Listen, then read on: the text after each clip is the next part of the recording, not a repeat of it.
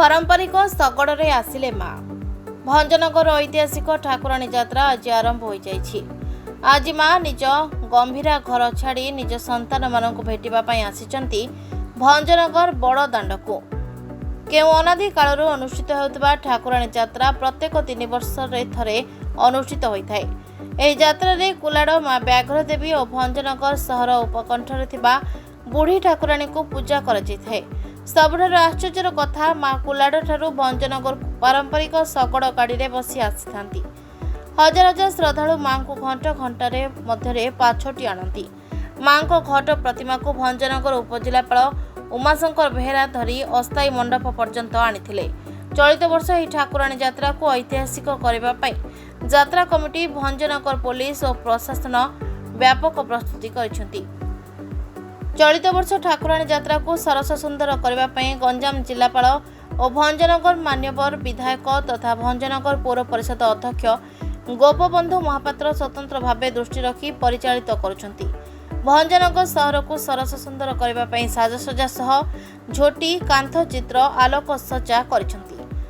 सेपरी मां को आगमन समय राज्यर विभिन्न स्थान आसिछंती बहु लोककला लोकनृत्य वाद्य सह सांस्कृतिक दल। मां को आसवा समय आतशबाजी रंगीन कार्यक्रम बहु आकर्षणीय होता। एप्रिल 26 तारिख रु मे 20 तारिख 24 दिन धरी हेबाकु थिबा ठाकुराणी यात्रा समय निजर नृत्य गीत परिवेषण करबाकु आसबे बहु नामी दामी कलाकार। सेपरी सहरर भिन्न भिन्न स्थान में आयोजित होईछि मीना बजार अपेरा सर्कस भली कार्यक्रम। एसबू को दृष्टि रखी भंजनगर पुलिस व्यापक भाव ट्राफिक आईन श्रृंखला व्यवस्था कड़ाकड़ी करिछि।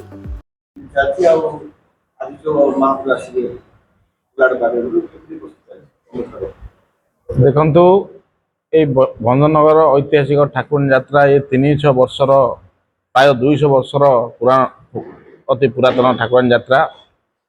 यही यात्रा रे आमर आज कमिटी भाई माने 2 मास है अहरह चेष्टा करी आज शेष सोपान रे यात्रा पहुंची। मात्र 7-8 घंटा व्यवधान रे माँ से पहुँचे से आम समस्त कमिटी मेंबर प्रशासन एवं विधायक समस्त आम प्रस्तुत अच्छु माँ को किपरि सुरखुर आने यही यात्रा रे आमर प्राय 17 प्रकार बेश भन पाटनार काटापा वाद्ययंत्र मृदुंग यंत्र घंट यंत्र एवं दुलदुली ए प्रकार बड़ बाण पटुआर सहित माँ को आम आणबू आनी सारापर आम जीवु आम ग्राम देवती माँ ठाकुराणी को आनी विश्राम स्थल रखी यात्रा आज यात्रा समापन करूँ। आम अहरह चेष्टा करूँ सबू डिपार्टमेंट सहित मुख्यतः भाव पुलिस डिपार्टमेंट सहित ट्राफिक व्यवस्था शांति श्रृंखला व्यवस्था आम कैमेरार व्यवस्था करने जाऊँ। ट्राफिक केमी सुरखुर हम प्राय 3 थर कलेक्टर सहित सब कलेक्टर सहित पुलिस डीएसपी एसपी सहित कथा सबू प्रकार कार्य ठीक ठाक चलती आशा करुचु एवं हाई स्टेशन सहित कथबार्ता सरी से तत्परता अच्छी मेडिकल डिपार्टमेंट सहित कथबार्ता सरी इलेक्ट्रिक डिपार्टमेंट कथबार्ता सरी सबू डिपार्टमेंट अलर्ट होती सब जिनस आमको सहयोग करने तेणु आज आशा करुचु आमर कमिटी भाई मान जरिया विभिन्न प्रकार जो बेश आसूची समस्त को ग्रुप ग्रुप करी आमर कमिटी मेंबर माने से आनी माँ को विश्राम नेबे एवं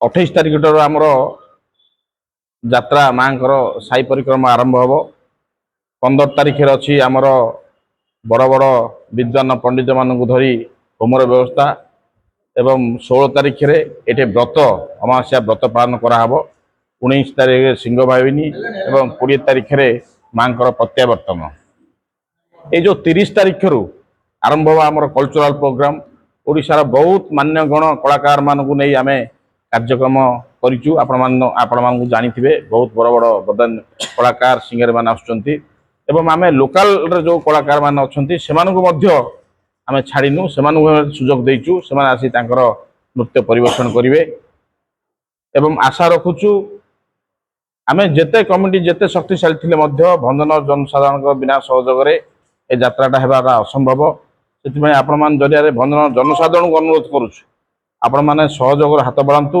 ଶାନ୍ତି ଶୃଙ୍ଖଳା ରକ୍ଷା କରନ୍ତୁ, এই ଯାତ୍ରାକୁ ଭରପୁର ଉପଭୋଗ କରନ୍ତୁ। କାର୍ଯ୍ୟକ୍ରମ ହବ ସେଥିପାଇଁ କେତେ ପ୍ରସ୍ତୁତ ଅଛି ଆଉ ଆଜି ଠାକୁର ଆସିବେ ସେଥିପାଇଁ ମଧ୍ୟ କମିଟି କେତେ ପ୍ରସ୍ତୁତ ଅଛି ଆଉ ଅନ୍ୟର କିଛି କେତେ ଉତ୍ସାହିତ ଅଛି? ଭଞ୍ଜନଗର ବାସୀ ତ ନିଶ୍ଚିତ ଭାବରେ ଉତ୍ସାହିତ ଅଛନ୍ତି, କାରଣ 3 ବର୍ଷ ଅନ୍ତରରେ ଭଞ୍ଜନ ଠାକୁରାଣୀ ଯାତ୍ରା ହୁଏ ଏବଂ ଏ ଯାତ୍ରାରେ ଆମର କିଛି ଗୋଟେ ସ୍ପେଶାଲ ରୁହେ, ଯେହେତୁ ପୁରୁଣା ପରମ୍ପରାକୁ ଦୃଷ୍ଟିରେ ରଖି ଯାତ୍ରା କରାଯାଉଛି। ଆପଣ ଯେଉଁ ଶଗଡ଼ରେ ମା ଆଜି ସକାଳୁ ଯାଇଛନ୍ତି ଆଣିବା ପାଇଁ, ମା ଆସିବେ ଶଗଡ଼ରେ, ଇଏ ଗୋଟେ ଆମର ପରମ୍ପରା। ଆଜିର ଯୁଗରେ, ଆଧୁନିକ ଯୁଗରେ ବି ସେ ପରମ୍ପରାକୁ ଆମେ ବଞ୍ଚେଇ ରଖିଛୁ।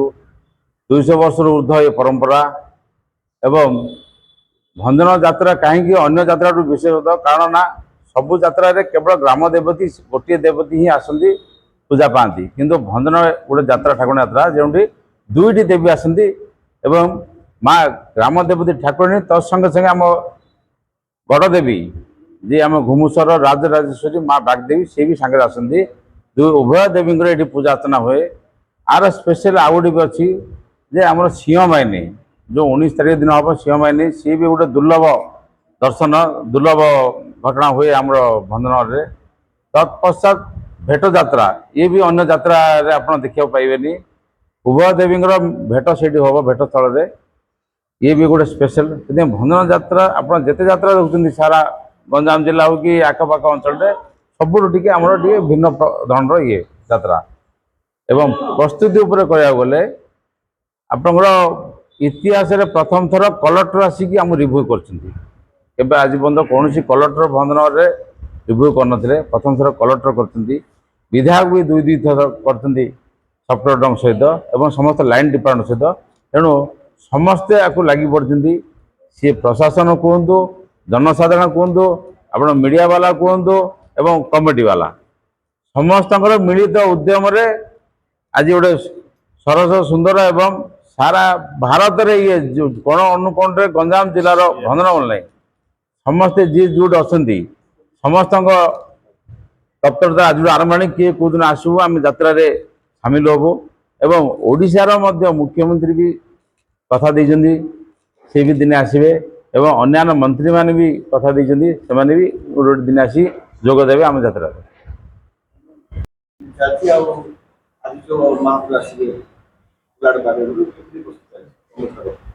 ଦେଖନ୍ତୁ, এই ଭଞ୍ଜନଗର ଐତିହାସିକ ଠାକୁରାଣୀ ଯାତ୍ରା ଏ 300 ବର୍ଷର, ପ୍ରାୟ 200 ବର୍ଷର ଅତି ପୁରାତନ ଠାକୁରାଣୀ ଯାତ୍ରା। এই ଯାତ୍ରାରେ ଆମର ଆଜି କମିଟି ଭାଇମାନେ 2 ମାସ ହେଲା ଅହରହ ଚେଷ୍ଟା କରି ଆଜି ଶେଷ ସୋପାନରେ ଯାତ୍ରା ପହଞ୍ଚିଛି। ମାତ୍ର ଆଉ 7-8 ଘଣ୍ଟା ବ୍ୟବଧାନରେ ମା ସେଇଠି ପହଞ୍ଚିବେ। ସେଥିପାଇଁ ଆମର ସମସ୍ତ କମିଟି ମେମ୍ବର, ପ୍ରଶାସନ ଏବଂ ବିଧାୟକ ସମସ୍ତେ ଆମେ ପ୍ରସ୍ତୁତ ଅଛୁ ମାଙ୍କୁ କିପରି ସୁରୁଖୁରୁରେ ଏଠି ଆଣିବା ପାଇଁ। ଏହି ଯାତ୍ରାରେ ଆମର ପ୍ରାୟ 17 ପ୍ରକାର ବେଶ, ଭବାନୀପାଟଣାର କାଟାପା, ବାଦ୍ୟଯନ୍ତ୍ର, ମୃଦୁଙ୍ଗ ଯନ୍ତ୍ର, ଘଣ୍ଟ ଯନ୍ତ୍ର ଏବଂ ଦୁଲଦୁଲି, ଏ ପ୍ରକାର ବଡ଼ ବାଣ ପଟୁଆର ସହିତ ମାଙ୍କୁ ଆମେ ଆଣିବୁ। ଆଣି ସାରିଲା ପରେ ଆମେ ଯିବୁ ଆମର ଗ୍ରାମ ଦେବତୀ ମା ଠାକୁରାଣୀକୁ ଆଣି ବିଶ୍ରାମ ସ୍ଥଳରେ ରଖି ଆଜିର ଯାତ୍ରା ସମାପନ କରିବୁ। ଆଇନ ଶୃଙ୍ଖଳା ଏବଂ ଟ୍ରାଫିକ ବ୍ୟବସ୍ଥା ପାଇଁ ପ୍ରସ୍ତୁତ ଅଛି? ଆମେ ଅହରହ ଚେଷ୍ଟା କରିଛୁ ସବୁ ଡିପାର୍ଟମେଣ୍ଟ ସହିତ, ମୁଖ୍ୟତଃ ଭାବେ ପୋଲିସ ଡିପାର୍ଟମେଣ୍ଟ ସହିତ ଟ୍ରାଫିକର ବ୍ୟବସ୍ଥା, ଶାନ୍ତି ଶୃଙ୍ଖଳାର ବ୍ୟବସ୍ଥା ପାଇଁ ଆମେ କ୍ୟାମେରାର ବ୍ୟବସ୍ଥା କରିବାକୁ ଯାଉଛୁ। ଟ୍ରାଫିକ କେମିତି ସୁରୁଖୁରୁ ହେବ, ପ୍ରାୟ 3 ଥର କଲେକ୍ଟରଙ୍କ ସହିତ, ସବ୍ କଲେକ୍ଟର ସହିତ, ପୋଲିସ ଡିଏସ୍ପି ଏସ୍ପିଙ୍କ ସହିତ କଥାବାର୍ତ୍ତା ହେଇଛୁ। ସବୁ ପ୍ରକାର କାର୍ଯ୍ୟ ଠିକଠାକ ଚାଲିଛି ବୋଲି ଆଶା କରୁଛୁ। ଏବଂ ହାଇ ଷ୍ଟେସନ ସହିତ କଥାବାର୍ତ୍ତା ସରିଛି, ସେମାନଙ୍କର ହେଲେ ତତ୍ପରତା ଅଛି। ମେଡ଼ିକାଲ ଡିପାର୍ଟମେଣ୍ଟ ସହିତ କଥାବାର୍ତ୍ତା ସରିଛି, ଇଲେକ୍ଟ୍ରିକ ଡିପାର୍ଟମେଣ୍ଟ କଥାବାର୍ତ୍ତା ସରିଛି। ସବୁ ଡିପାର୍ଟମେଣ୍ଟ ଏଲର୍ଟ ହେଇକି ଅଛନ୍ତି ସବୁ ଜିନିଷରେ ଆମକୁ ସହଯୋଗ କରିବା ପାଇଁ। ତେଣୁ ଆଜି ଆଶା କରୁଛୁ ଆମର କମିଟି ଭାଇମାନଙ୍କ ଜରିଆରେ ବିଭିନ୍ନ ପ୍ରକାର ଯେଉଁ ବେଶ ଆସୁଛି ସମସ୍ତଙ୍କୁ ଗ୍ରୁପ କରି ଆମର କମିଟି ମେମ୍ବର ମାନେ ସେମାନଙ୍କୁ ଆଣି ମାଙ୍କୁ ବିଶ୍ରାମ ନେବେ।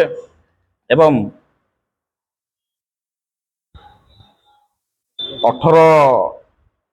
28 ତାରିଖଠାରୁ ଆମର ଯାତ୍ରା ମାଙ୍କର ସାଇ ପରିକ୍ରମା ଆରମ୍ଭ ହେବ।